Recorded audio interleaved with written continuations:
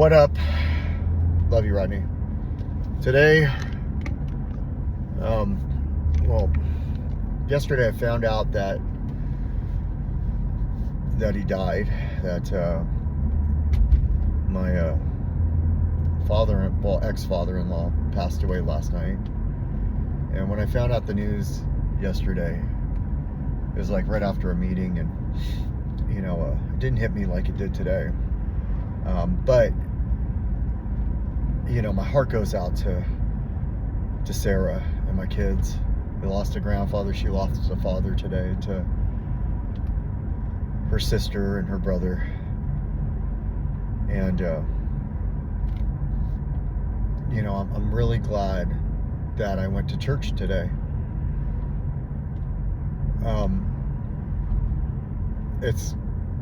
It'll be a week before the anniversary of when my mother passed away. Well, a week and a day. And I am so grateful I got to go in there and say what I had to say to him. It's weird how God works for me, how my higher power works for me. I'm doing one of these videos and I'm headed to a meeting. Like, I need the meeting before I go, and as I'm talking, I'm thinking to myself, no, go into that hospital. And I did, and I was able to not only make an amends, instead, I went in with the intention of forgiving him, as if he did something to me. And I thought about it, and and I realized that there's no forgiveness. I need to be asking for forgiveness from him. I need to make my amends to him. And I need to let him know that he was good to me, and I got to do that. And if I wasn't clean, that wouldn't have happened. If I wasn't clean, I would have just found out, and then I would have processed it years or months or whenever I decided to get clean. And it would have been something I had to deal with and work through. And I didn't have to do that. I don't have to do that. As I go through this journey of recovery, I'm realizing that you don't have to, I don't have to wait for the next step to do the right thing, make an amends, look at, my shortcomings, my character defects, do a daily inventory. I don't have to do those things till I get to that point. I can do them now. And I realized that I had some time under my belt and learned some of that stuff so I could be in the position I am in today. When I had some time and then I gave it up and then I couldn't get clean, I just kept thinking, fuck, I gave all that up. And it was people in recovery that said, you never gave it up. You just reset your clean date. You didn't lose all of that. There was a time I wanted to throw away my 1-year tag, and I wanted to throw away my multiple year tag, and I almost did. In fact, I put my my multiple year tag in an area because I didn't want to look at it anymore. I felt like a phony carrying it around as if I didn't earn that before. And I'm so grateful that I still have it. It sits with me because I earned that. I earned it. I'm working on the cussing. I earned it. And so no, that stays with me, but I'll deal with it like I did with I'm gonna do with my 1 year, which is release it. Now, I was gonna, the whole goal, I wrote this down and shared it with my sponsor, was to go to the ocean when I got 1 year and jump in the wave and let it go into the water. And I thought that was a wonderful plan. It really is a great idea. But then I was talking to somebody close to me, still close to me, and they said, well, what if some sea animal gets it and eats it? And I thought to myself, well, now you're shitting on my fucking parade. But they're right. So I'm not gonna do that. I'll have to find another way to do it. I don't want to kill an animal. Not like that. But yeah, it's amazing how my higher power works through other people for me. And it also works, like when I'm doing these things, I didn't even realize that, like just by sharing to myself on a video, that I would convince myself, like how ridiculous it sounds to be scared to go into a hospital when somebody, you need to go talk to them, like you have an opportunity right now. And so I, with my maps on, got off the freeway and then changed it and then went and saw him, and I still was able to make a meeting and share about it. But you know, then I talked to my sponsor, like all the things I'm supposed to do. And then I went in and I was emotional at the gym this morning. I had to like, I don't want to be crying at the gym, you know? And so I had these moments before getting ready and there. And then I realized that like when I got there, like I thought, okay, I'm going to sing and it's going to be brutal. And I didn't break down once, you know? And then the message, the guy who was up there speaking was talking about joy. And it's just like the theme of my life. You know, joy is a choice. It's so his version of joy was a little different than mine, but it's all the same. Because he feels like your joy comes from your higher power. And it does. And I'm speaking on behalf of me. But it also comes from the gratitude. Like gratitude for me is joy, but also that is joy. Like without my higher power, I don't have joy. And then I got to thinking about something else, which really, I never even thought of this. I picked a church, and it happened by me not going to one and then showing up too early and then finding this one, and I'm singing a song, and I walk in and they're singing the same damn song. Sorry, they're singing the same song.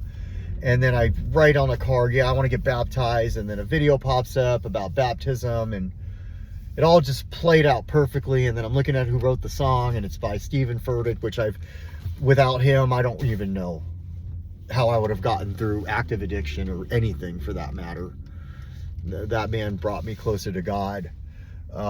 Brought me closer to my higher power and comforted me when I was just not good. And those videos, man, I loved, like, if it was any other time period, who knows, you know, but that wouldn't have been my story. It'd have been something else. But what I'm trying to say here is, so I pick this church, I get baptized, and then I'm sitting here, you know, processing, you know, somebody that I felt was a big part of my life, whether how it was, doesn't matter. And how I would have gotten here if I wouldn't have met him, or if I wouldn't have met her, and then, you know, all of that, it all just like comes together. And then I'm sitting there and somebody shares with me, you know, get to talking, and they share with me that they got like 40 years or whatever. And yeah, I see this guy all the time, and then he shares that with me, which was just interesting. It was very interesting, actually. And it's cool because that's my new seat now. Like, I sit there all the time, but that will be my new seat now. And I'm thinking, like, okay, this is my home church, right? Like, my church can be any church I go to, but this is my home church. And I went, like, when I got out of treatment, I went to all these meetings in person, you know, and Zoom. I went to all these meetings. And I made a commitment to my sponsor that I would find an in-person home group. Because for, you know, the last 5 years, the home group has been this Zoom that I went to because I got clean originally in COVID. There were no in-person meetings. And so sitting there and I'm thinking, you know, my morning on Sunday starts with church. You know, I feel like I've asked for so much. It's the least I can do is worship, because my higher power has given me so much and has never left me. They talk about meditation in recovery, and I may have or may have not shared this, but I was sitting there and I'd already done my prayers for the day, like I usually do them in the morning. So I did them. And then I went to church, and they asked people to come up and you know, pray for whatever you wanted to pray for. So I sat down and I thought to myself, okay, I've already done those.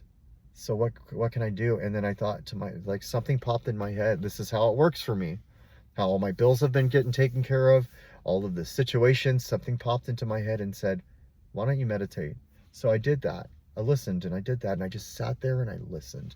Because prayer is asking, and meditation is hearing the answers that you're asking for.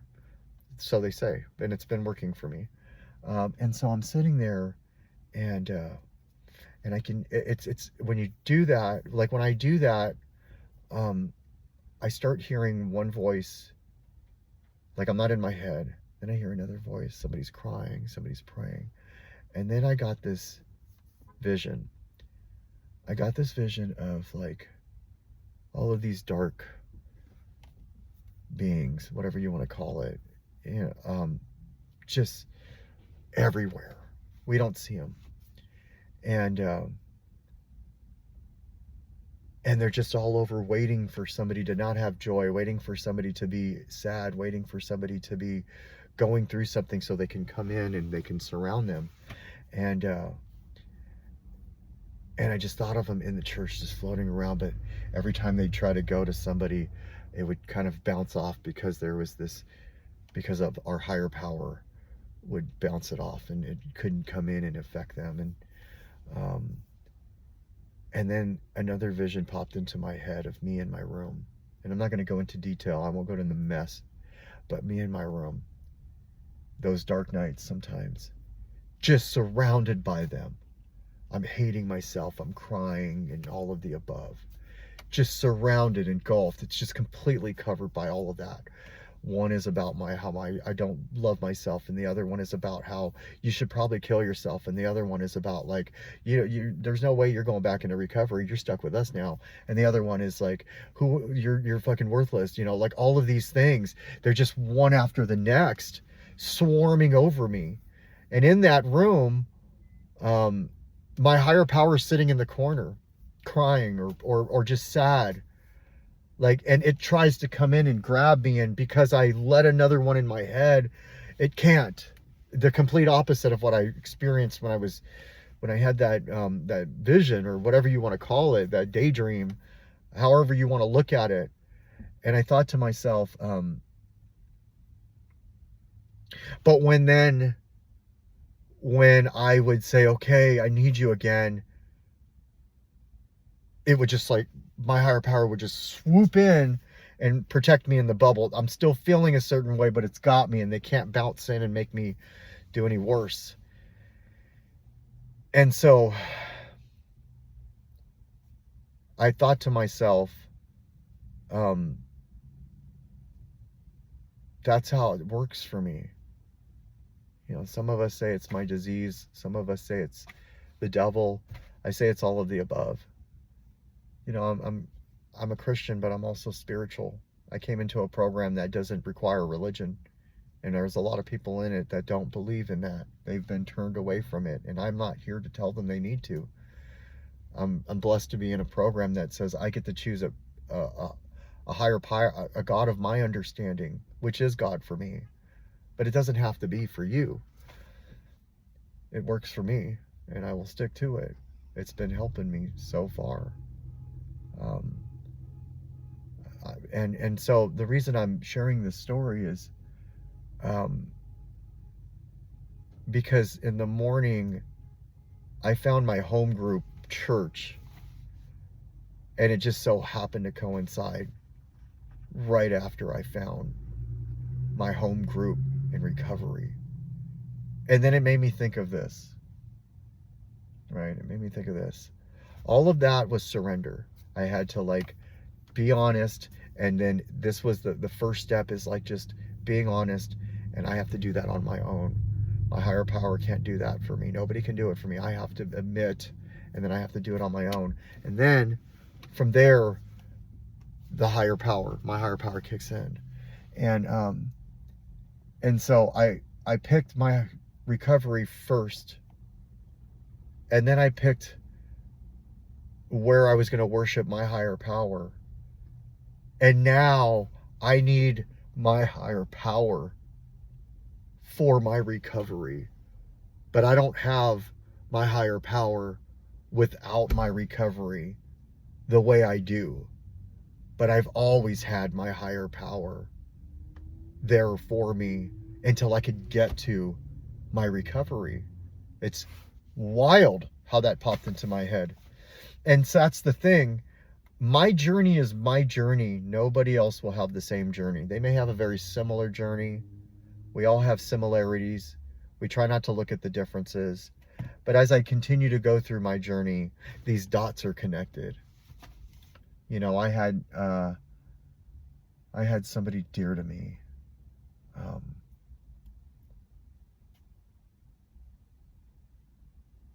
go through something that affected me. I'm going to try to do this the best way I can without going into any detail or breaking any anonymity. And I struggled with it. And at first I was terrible about the way I tried to change the trajectory of that. But, you know, everybody is on their own journey. And then I remember when the path, another right turn was taken,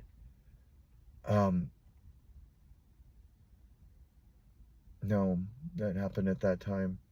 I remember crying, and I thought to myself, it's going to change everything. You know, not trusting that everything is happening the way it's supposed to. And I remember praying. And before I prayed, I was laying in bed. I just couldn't really focus. I had a lot going on. I was anxious. I was emotional. I was sad. I was all of the above. You know, I was very selfish, really. You know, this was about me. What about them? You know, like, you know, but I was also, my heart hurt for them, you know, and then to find out later on that I'm the root of some of that, or most of it, or all of it, maybe, probably, definitely. Big component to it. And so what I did, I looked up and I looked to my left and I said, you're not coming in. You're not coming in, because I have him and he's going to protect me. So you can try all you want, but it ain't happening. And I got some peace in that, because there was honesty and truth in it, and I believed it, and I believe it still. You're not going to come in. And then I prayed, please don't let me remember this. And I had this wonderful dream. I'll never forget it, and it'll always hold dear to my heart, that me and this person were laughing, we were talking, and it was just like it was not too long ago. And I woke up, and that was the last memory I had of that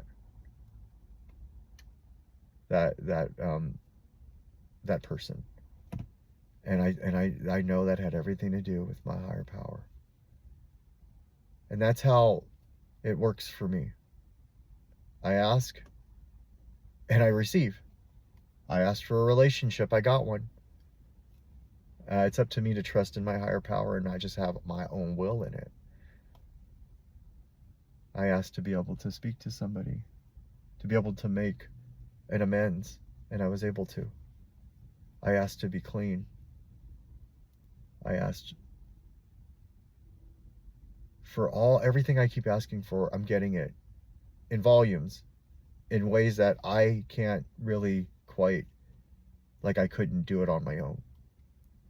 And my higher power works through me, and it also works through other people, and it gives me the ability to have a perspective that is ever changing and is growing. And so today I'm in there and they're talking about joy, and yesterday's Just for Today was about gratitude last night. So it's like an extension. And the story was wonderful. But it is a choice. I choose that regularly. And usually it's when I need it most. When shit is not going well. And that helps me stay connected, and it helps me have a conscious contact with my higher power. And so that's my message for today. That's my video for today. I have faith that today is going to work out exactly the way it's supposed to. And so if you're watching this and you've watched it all, I love you. And if you've never met me before, I'll show it to you in the best way I possibly can. Like it was shown to me by so many people now that didn't know me and continue to love me unconditionally without anything in return. I will give that back for the rest of my life if I can. Bye.